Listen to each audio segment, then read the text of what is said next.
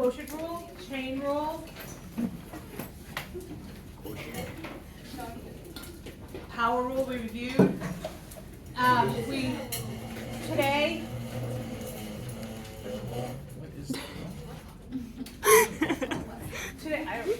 that's my water bottle. Water bottle moving.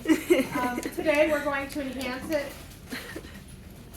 Excuse me, we're going to enhance it by learning specific derivatives. However, the good news is it's on your bright color sheet of paper, so you don't have to memorize these. So I'm going to go over that, and hopefully I'll have time to kind of delve into implicit differentiation. It sounds horrible, but I think you guys will really, really like it. Okay? I mean, I have faith that you guys will really like it. So I started yesterday by talking about, so more derivative fun. That's my name of the day. More derivative fun. Okay? So today we're going to talk about specific derivatives. Once again, not for you to memorize. However, yes, for you to recognize, because they are on your bright colored sheet of paper. So the first one is if I'm looking to take a derivative, that's one way for me to say, hey, take a derivative of. So if I'm telling you to take a derivative of e to the x, it is e to the x. Look on your bright colored sheet of paper, see if you see it on there, please. Is x like any variable? Or does it have So to be x is strictly x. I'm going to do the any variable in a second here. So you can't substitute anything in for, like you can't substitute a number in for x and be able to derive it like that? So, yes and no, but back in the day when I learned how to do this, we never would have learned just e to the x. We would have jumped right in and learned for any variable, and e to the x happened to be one of them. Okay. So I don't know why they give it to you as e to the x and then they do the next variable, if they even do. Okay, so they give you e to the x. They should give you the one I'm going to show you now. So kind of keep that in mind. Just kind of keep an open mind. I'll show you. Yeah. Okay. Yes. Is A-level paper 3 or paper 2? So this is still paper 2, but remember paper 3 I mean, is paper 2 stuff. So will you take derivatives of e's? 100%. I mean, at the end of the year, what are we testing? A-level is paper 3. Okay. Yeah. So A-level is called paper 3. You'll do paper 3, which is 2/3, and you'll do paper 6, which is stats 2. Hypothesis testing, all that fun stuff we just finished. Okay, so the other one that I wish they would give you is e to the u. U is anything, including x, like e to the x, or e to the 2x, or e to the x plus 5, anything, okay? So the derivative of that is e to the u, so you rewrite it, and then times the derivative of the exponent. So literally, you rewrite e to whatever power, and you derive that power and attach it to it. So let's do one. So like e to the x squared plus 1. What would the derivative of e to the x squared plus 1 be? Step 1, rewrite it in its entirety. And then step 2, derive your exponent. And so what's the derivative of the exponent? 2x. I don't care where you attach it. I always put it, if I can, towards the front, and there's your answer. So in my perspective, I think it would be easier to start with this one instead of just the generic e to the x, because let's think about it this way. If I asked you to take the derivative of e to the x and I taught you this one first, then what would the derivative of this be? Well, you would rewrite it, and then what's the derivative of the exponent? A 1, which is the same thing. So why not, like old people like me, learn this way and then be able to utilize it for e to the x? And I think on your bright color sheet of paper, they just give you e to the x. So anyway, that's my story. How do we feel about that so far?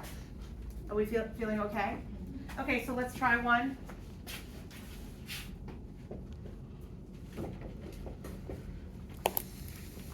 Okay, so looking at this, what comes to mind? If I'm asking us to derive it. So what's the first thing you actually see happening here? It says multiply. There's multiplication going on. We have two separate x's. This guy is an x, and this guy has an x. So it's two separate things. So what rule are we gonna use? Product. The product rule, right? So our product rule is gonna happen. Not only do we have to use a product rule, we're going to incorporate what we just learned with e to the x. So that's kind of what today's gonna look like. We're gonna use the product rule for the new stuff that we're learning, okay? So let's go ahead and give it a whirl. Product rule. If I can remember, how do we do the product rule? We take the derivative of the first guy times the original second plus the first guy times the derivative of the second. How do we feel about that? We feel good? Okay, give it a whirl. Don't have to clean it up, don't have to make it pretty, just derive.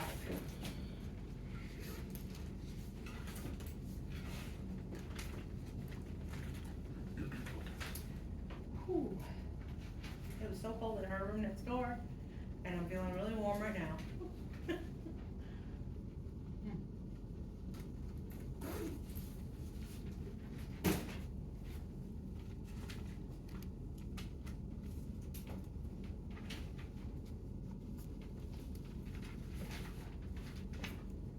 Okay, how are we feeling?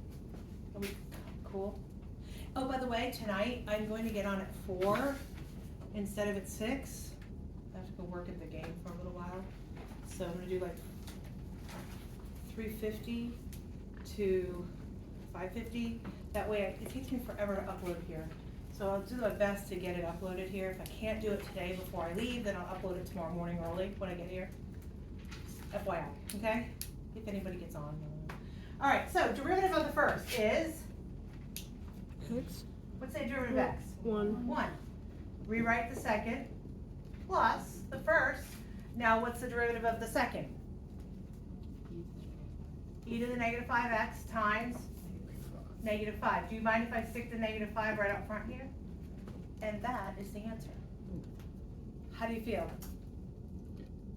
Are we calm and comfortable about it, or like what the heck went down just now?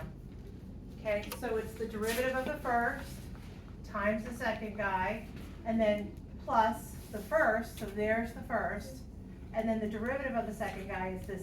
I kind of separated it with the x in between. Are we cool? Nobody's like throwing anything at me, so I'm feeling good. Okay, so let's see how good I feel after this. Yesterday we started working on ones where I said, you know, you had find the equation of a tangent line, and you know, we delved into things that we did the previous year. So this guy, I'm going to give you a curve.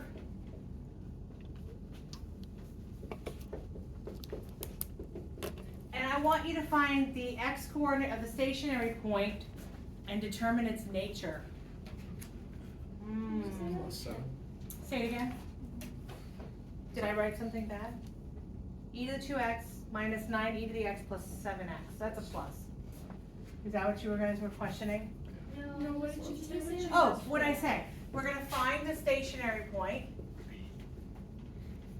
Oh, the whole point. and then the x value. And then we're gonna find its nature. Oh, this is good review for my people that are redoing the paper 1. Okay. So, remind me in words, how do we find the stationary points? We do what? Derive and set Take a derivative and do what to it? it? Set it to 0 and solve for x. And then how do we find the nature? Double derivative test, right? The second derivative test. Ooh. Start looking back. Some of us are like, yay. Some of us like, wait a minute. Okay, so go ahead and find y prime. And I'll do it up here. Let's see how we do.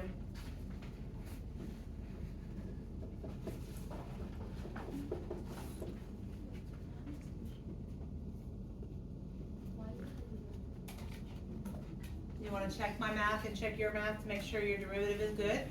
Wait, why do we have to derive it to find the stationary? So what is the stationary point? The stationary point is either your maximum or your minimum on the graph. What is the slope at the top of the stationary point? The slope is 0. So we're going to take the derivative, which means I'm finding a slope. We're going to set it to 0 and figure out why that happens. Okay. So did you derive it correctly? Yes? Yes? This brings us back to one of the first lessons that we had, or whatever, with the e to the x's. How do we set this to 0 and start to solve? Okay, so it really would be kind of a question we would have done on our homework. I have a trinomial of sorts. Some people are really comfortable by doing like a substitution, rename e to the x to be something. Does that ring a bell? Okay, some people are like, I get this, I can actually unfoil it right here and have no problem with it. So whatever you feel most comfortable with, which one would you prefer? Would you like me to do the substitution just to show? Mm-hmm. So I'm gonna say, I'm gonna let y be e to the x. So if y is e to the x, then what is y squared? E to the 2x. So everywhere I see an e to the x, I'll replace with a y. So I have, and then e to the 2x would be a y squared. Now, does 2y squared minus 9y plus 7 feel more approachable to be able to factor? Some people like it better. So if I feel comfortable with that, I can factor that to be what, 2y and y, 7 and 1, both negatives. I think that is it. Mm-hmm. So I am going to say 2y minus 7 is 0, and y minus 1 is 0. And then I'm gonna start to solve for y. So y is equal to 7 halves, and y equals 1. In the beginning, I used the method of substitution, so I could easily factor. However, we're not trying to solve for y, we're trying to solve for x. So what do I replace in the place of the y's? E to the x. E to the x. So I have e to the x is 7 halves, and e to the x is 1. Does anybody remember how to solve here for x? ln. ln both sides, very good. So I'm gonna ln e to the x equals ln 7 halves. So x equals whatever the ln of 7 halves is, and then ln both sides. So x is equal to, what's the ln of 1? 0. And then what is the ln of 7 halves? 1.25. Say it again, 1.25. 1.25? Mhm. Okay. So now I have two x values of stationary points. Now I wanna know the nature of them. Okay, so now that I know my x values, part 2 said, now tell me the nature. So what do I have to do to find the nature of it? Review from last year. I'm going to take the second derivative, so y double prime. Okay, so what would the derivative of 2e to the 2x be? 4. 4 E. e to the 2x? Everybody cool? The 2 went for the ride, the 2 came to the front, and then it's e to the 2x again. What is this guy gonna be? Negative Minus 9. e to the x, and the derivative of 7? Gone, Nothing. right? Gone, so it's 0. So, oh, it's been a minute. Haven't seen this in a while to try to find the nature. I'm going to take the x values, I'm gonna plug them in. If it's positive, it's up like a cup, therefore it is a minimum.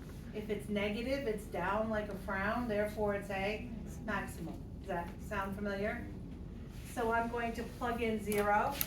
So 4e to the 0 minus 9e to the 0. What is anything to the 0 power? 1. Yep, so 4 minus 9 is negative 5. So this one's down like a frown. So when x is 0, we have a maximum. And then we're gonna do the same thing by plugging in 1.25. So 4e 2 times 1.25 minus 9e and then 1.25. 2 times, regular 1.25. So that's one you're gonna have to plug in your calculator if you don't mind.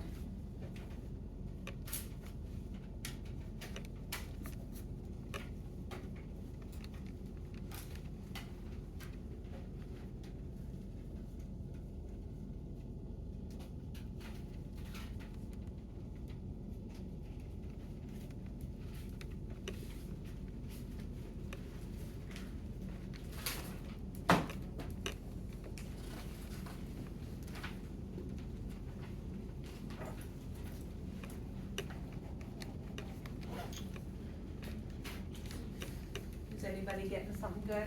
17. Okay, so it's positive, right? So positive means up like a cup. Therefore, when x is equal to 1.25, we get a minimum. Was that a good review for my Keeper 1 reviewers? It's a good review. Things you need to know. What changed is now we have e to the x's involved, which aren't horrible, I don't think. What do you think? Horrible? Not horrible? Yes. Did you? I don't know, I'm going, let me see what the actual answer is. So when x is 0, we have a maximum. When x is the 1.25, we have a minimum. So it's supposed to be positive is what it comes out to be. Okay. But check it and make sure, yeah. How would you derive it a second time? I'm confused there. To find It's called the second derivative test.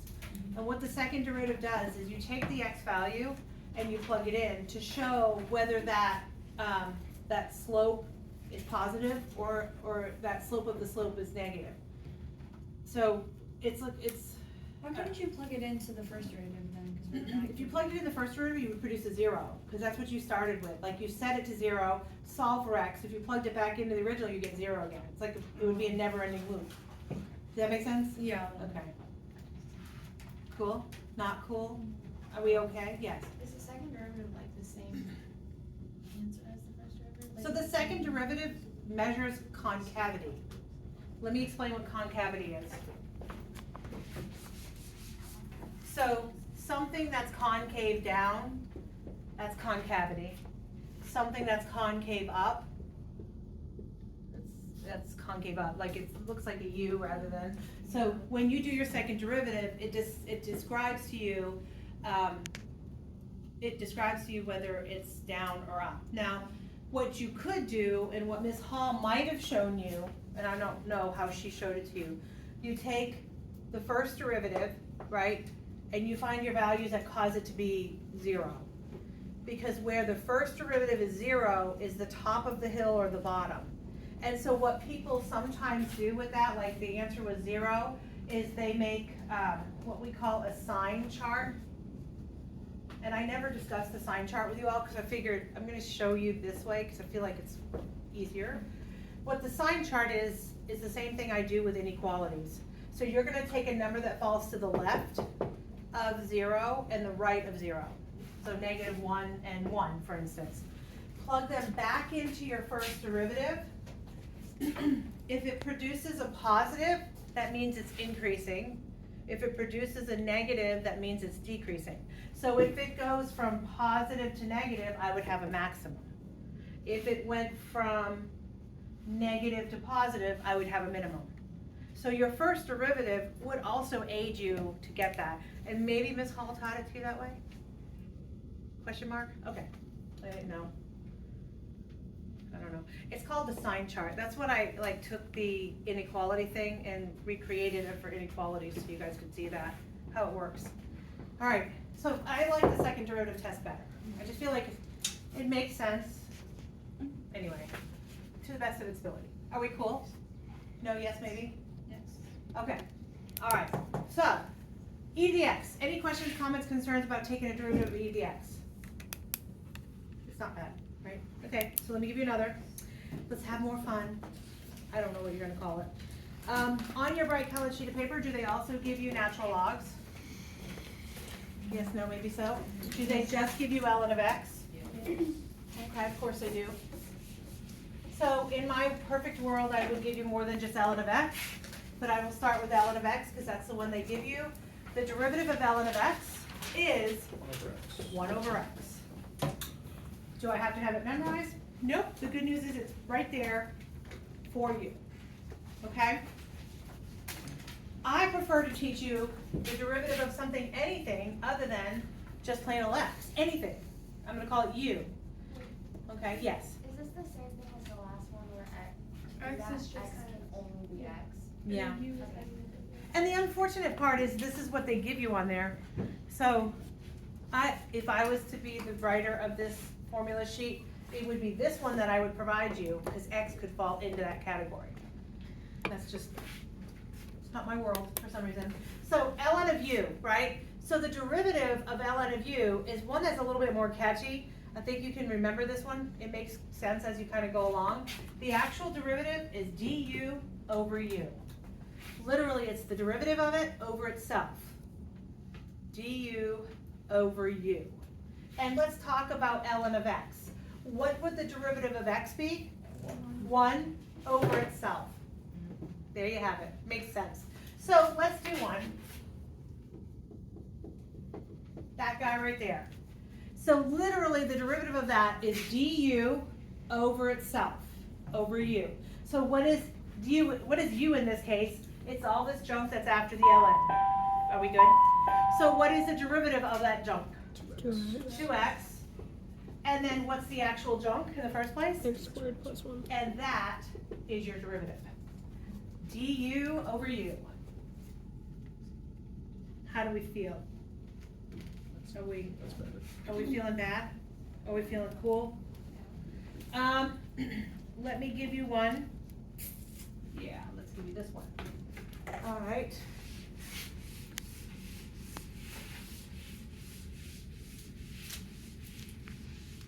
Okay, so Miss K, you had to stick a square root in there. Of course you did, right? I'm okay with that. Okay, so here's my question. What is the junk that's after the word ln? 2x. 2x minus 5 to the what power? 1. That's how I would rewrite this. I would say, okay, I know this is this. All right. And the question says if I want to take a derivative, it's a du over u. So what rule am I going to use to take a derivative of this guy here? Chain. Chain rule, absolutely. So what is the actual chain rule of this? We know that. We feel comfortable with it. We did it last year and this year. So anybody? Half 2. junk to the what power? Negative 1 Yep. half. Times what? 2. Are we cool? Over, so that's du over what? 2x. 2x minus 5 to the 1 half. Could you clean it up? Sure. The 1 half and the 2 can reduce. These guys got the same base, so you can kind of combine like terms if you so want. Does that make sense? All right. How do you feel about natural logs? I mean, you don't want to embrace them. You might want to, I don't know. You might want to embrace, yes. So for yesterday, you said not to simplify. Would it matter if you just like simplified the numbers like 2 and Yep, that'd be fine. I would. Just because naturally it feels weird to have a 1 half and a 2 in it, I can make it 1, right? But is it wrong if I don't? Nope. Is it wrong if I do? Nope. At this point, if I tell you to derive and I don't tell you to clean it, I'm taking that for your answer. I find that people make more mistakes by cleaning it. The algebra is what takes us down slowly. All right, try this guy.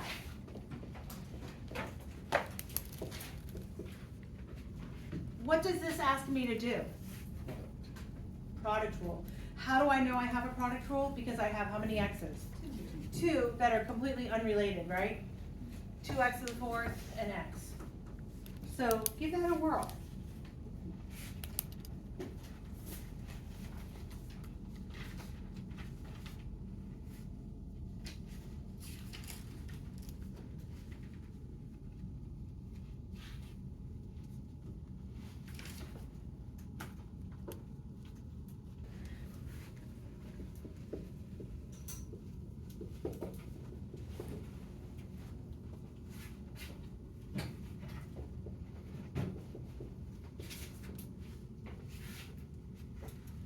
So the derivative itself, 8x to the 3rd times the 2nd plus the 1st times the derivative of the 2nd.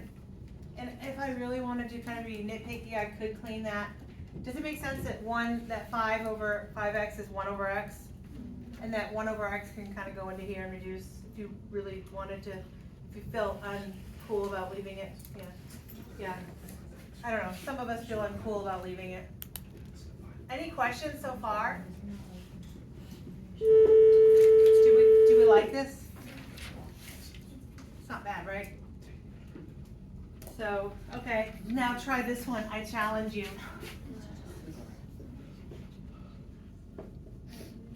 There you have it. Calc 1 class, which is a year-long class, or if you go to the college, it's a semester, but you do 5 to 8 hours a week. Yeah, I used to teach Calc 1 when it was BCC on Monday nights from 5 to 10. Can you imagine listening to me for 5 hours? No, I can't imagine. Calc class was 5 I did 5 hours in one night.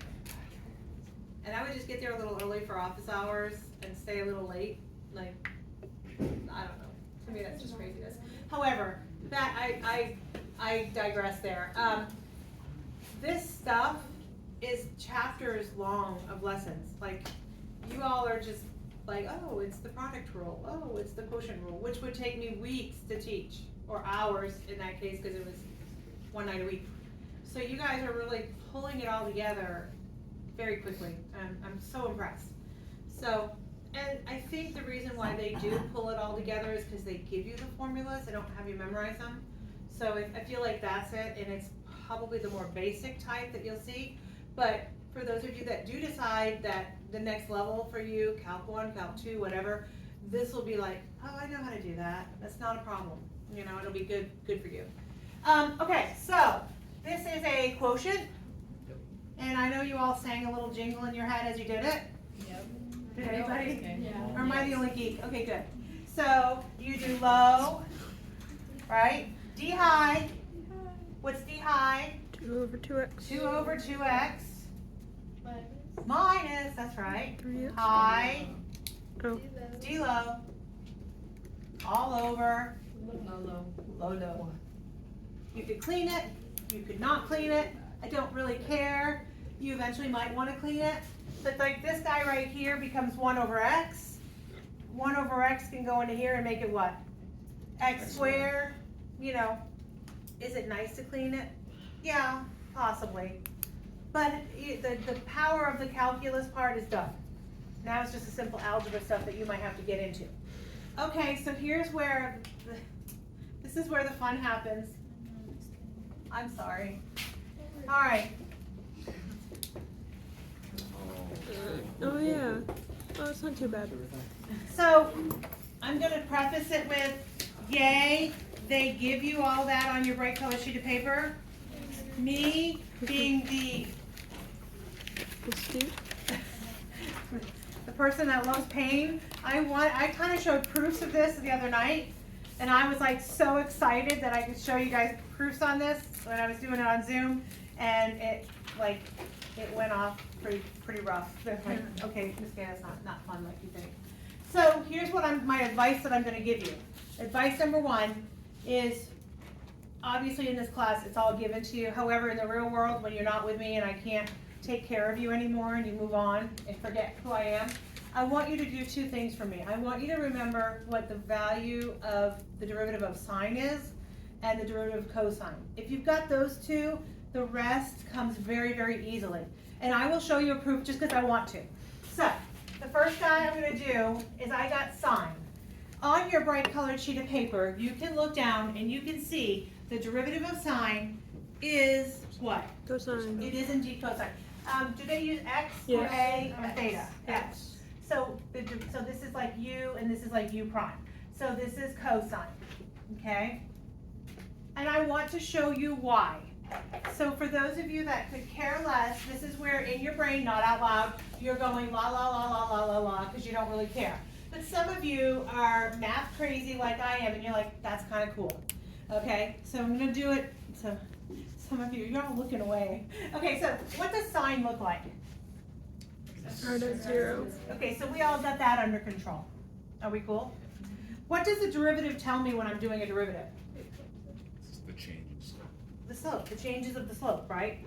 Okay, so if I'm looking at sine, can you look at sine and tell me the 2 obvious slopes that you see? The very obvious ones. What? Like this here? What's that? What's the slope at that point right there? 0. Okay, so I'm gonna take my marker, that's not the same color. I don't know, I picked up a different color and it turned out to be the same. I'm gonna take 0 slope and put a 0 here. Okay, I'm gonna say that's where 0 happens. Slope was 0, sticking it on 0. You guys cool? Okay, where's the other obvious slope? Here, where would that be? That would be here. Have I lost anybody at this point? So remember, the derivative shows me the new slope, right? So I'm actually gonna draw what the new slope should look like. But you guys got an idea, it's gonna be cosine, okay? Having said that, what is the slope from here to here? They're positive slopes. Positive means they're above the x-axis, okay? So I'm going to take it from above the x-axis and come connect. Okay, tell me what happens from here to here. The slopes are negative, so therefore, where would they be located? Below. And then now tell me what happens from here to here. I'm going back across the top of that x-axis. What have I just drawn? Cosine, because you know it starts at 1 because they have more fun. The derivative of sine is cosine. No, it's not as fun as y'all think. All right, I think it's cool. So in calc, when you get into like the different types of levels, oftentimes you're going to be given an f of x graph and they're going to say, draw the f prime graph. This is the type of thing you would be doing, okay? You would be taking what the slopes could be and then just kind of drawing a rough sketch of what it could look like. Feeling good? No, yes, maybe? What about something like x squared? Y equals x squared, right? What is the derivative of x squared? 2. It is 2x, right? So if I was drawing x squared, right, and you told me its derivative is 2x, so from here to here, my slope is negative, where would it be located? Below the x-axis. At this point, what is it going to be? Indeed, 0. And then from here to here, it's what? So therefore, below and above. There's 2x. How do you feel? Hurt your brain? It's really cool how it actually, what it is. So, what would the slope of 2x be? What is the slope of 2x? 2. What does y equals 2 look like? Straight line. There's the slope of its slope. Okay, there we go. I'm sorry, I was having fun. All right, so now you know. I've done with my proofs. This is the same reaction I had the other night. So from sine is cosine. Now, what would cosine be? It's the negative sign, okay? If you so choose, you could go home tonight and you could try that to see if it does indeed do the negative sign. Because remember, sine naturally looks like this. Reverse of sine would come down first, and that's what it should look like. Guarantee it works. Okay, so, like I said, if you know nothing else, if you remember nothing else from me, these two guys are the ones that you want to have in your brain. So, on your bright colored sheet of paper, it gives you the derivatives of the next trigonometric function. So you have sine, cosine, tangent, you have cosecant, secant, and then cotangent. So what is the derivative of tangent? Secant squared. It is indeed secant squared. You don't have to have it memorized because it's on your bright colored sheet of paper, and because I'm going to show you how come you don't really have to have it memorized. Okay, give me the others. Cosecant. Negative cosecant. Negative what? Cosecant Yeah, negative cosecant. times cotangent. Yep. Next guy, Secant. Secant times tangent. secant tan. And last but not least, Negative cosecant squared. okay. So, do I have to have them memorized? No, I don't. However, I want to show you why I tell you to memorize the first two, and then the others will come into play. You guys good with what I just said? So I told you sine is cosine. I told you cosine is negative sine. Tangent can be written in words sine and cosine. What is tangent actually rewritten if I wrote it in sine and cosine? So do you agree tangent is sine over cosine? If I told you to take the derivative of sine divided by cosine, what rule would you use? Quotient. You would use a quotient rule. Do you have a little jingle in your head that you know? Okay, talk to me about it. So what's this guy going to look like if I do a derivative? So low, d high. What's the derivative of sine? It is indeed cosine. That's one we have memorized. Okay, low d high minus high. And then what's d low? All over. Low, low. But Ms. K, this looks nothing like secant squared, I know. However, we can clean it up a little bit. So let's do that. What is cosine times cosine? Absolutely. What's negative sign times negative sign? Science. Positive sine squared. Right now I'm getting rather excited because I see something special. What does that equal? You get excited too? I know. So because of the Pythagorean identities, it's indeed the same. And what is 1 over cosine equal to? Secant. So what's 1 over cosine squared equal to? Secant squared. What's the derivative of tangent? Indeed, secant squared. You never really have to memorize them. Because a lot of people are like, I don't know which one goes with what. Every single one of them, once you do low D high minus high D low over low low, you can clean it up like we learned how to do last year to get the final answer you're looking for. That is true of this. What would the quotient of this be to start with? 1 divided by sine. 1 over sine, right? What would this guy be? Cosine. 1 over cosine. And what would this guy be? Cosine Cosine over sine. You could do the quotient rule for every one of them, clean it up. Some of you are gonna go home and do it. I doubt it, but you have the idea. All right? It's cosine and cosine. It's just the opposite. Is that cool or not? Somebody's gonna say one day, Miss K, that was so cool. Okay, so let's do this problem right here.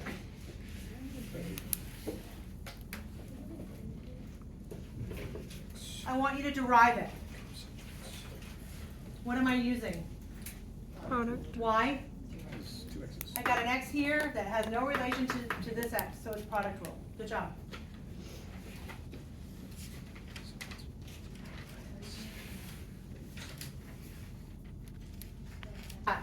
What is the derivative of the first? 1. 1 times the second plus the first, and then what's the derivative of the second? Negative sign. So I'm going to put this as a negative sign, and I'm done. Yay, no, maybe? Feeling good? Feeling good. That's always a good thing. Okay, what about this guy? Did anybody secretly like that proof? Did anybody secretly like it? Not a one, no. Which one? Olivia says absolutely not. I see her head going fast. Connor likes it. The guy that I just did it with. Yes, thank you, Connor. I knew it. Nobody else secretly liked it? Wait, like the graph? Connor liked it. No, the one that I, not the graph, the other one where low D high minus high D low low low and how it became, secretly liked it, right? I know, a lot of people don't want to admit that they kind of like math, but that's cool as heck. No, okay. I can't really convince very many people. My son Devin would have been in here going, Mom, just please stop. Just, you're embarrassed, stop. But it is cool. Okay, what am I using for this guy?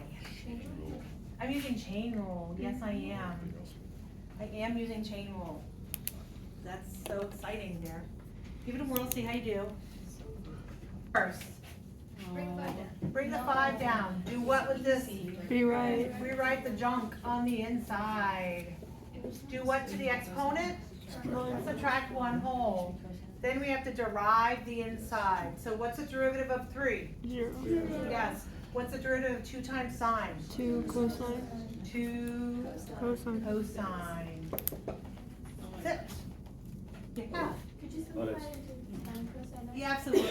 Yes. I would feel better if we did, but I'm going to stand firm that I don't care if we clean it up. Because oftentimes they're going to say, find the gradient when x is 0 of this. So you're taking the derivative, you're sticking 0 in, you're cleaning it then. And so oftentimes if I try to clean it and then plug 0 in, things kind of go awry. We don't want that to happen. Okay, so now, all right, don't get mad at me. This is not, but some people have a hard time wrapping their head around this, okay? So what happens if I have a number in front, like sine of 2x? What happens if I have sine of 3x or sine of a half x or something in front of the x? Okay? This is actually going to utilize the chain rule. I know it feels weird because the purpose of the chain rule is to take the derivative of the outside shell, leave the junk inside, subtract 1 whole, and then take the derivative of the inside. So let me underline what is considered the outside of this particular problem. This is what we consider the outside.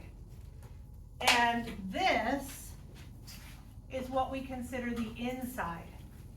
So it's a chain rule that doesn't really look like a chain rule, okay?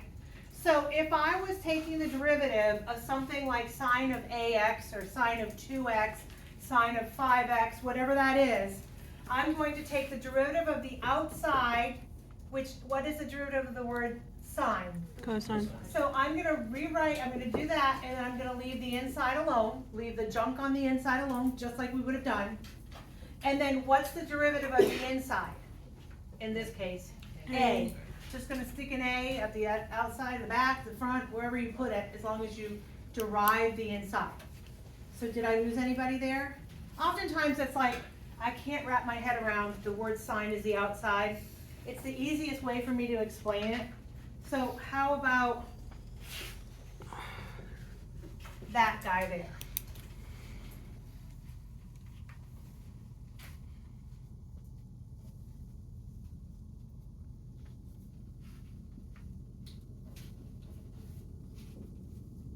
Do you have to use a product rule for this?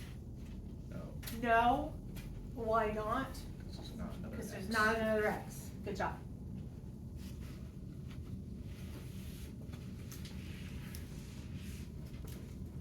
Okay, what happens with the 2 when I'm deriving this thing? It does, it goes for the ride, 100%. So 2, afterthought, goes for the ride. Now I'm going to derive this. So what's the derivative of sine of 3x? Cosine. Cosine 3x times what? 3. 3. So cosine 3x times 3, and for Shelby, we're gonna make it that. Is that what you did? Yeah. I knew. Because she wanted to know, can we multiply those together? I'm like, yeah, absolutely. I just wanted to make sure you knew you were good. Okay, how do we feel? Okay, let me ramp it up some.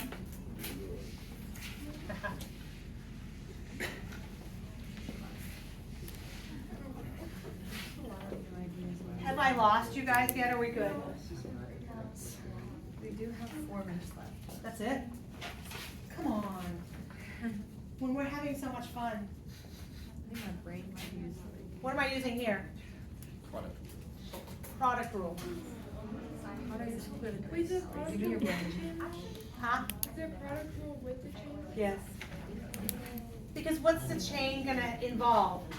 The word tangent, right? For sake of time, since you only have 4 minutes left,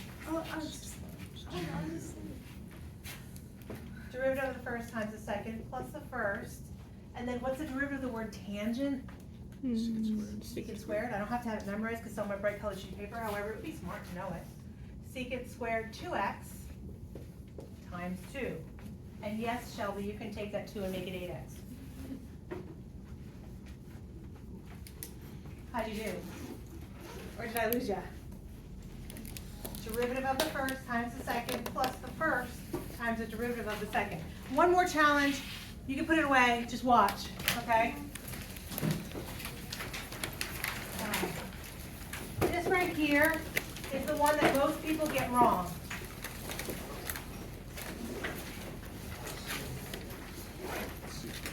What's the derivative of the word secant?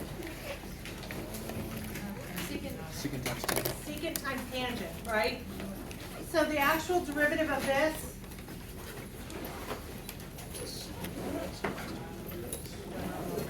is that. What do you think most people do wrong? Forget the 3. They do it twice. They forgot to put the 3x in both. Wait, what? Why would you? Well, your outside shell is the word secant, so what is the derivative of the word secant? It's secant tan. And you keep the stuff inside intact, the junk inside. And then you derive the inside. Okay. I didn't know you were there waiting. I feel like I was like, Oh, no, it was All right, how do okay. we feel? I haven't heard anyone yet, right?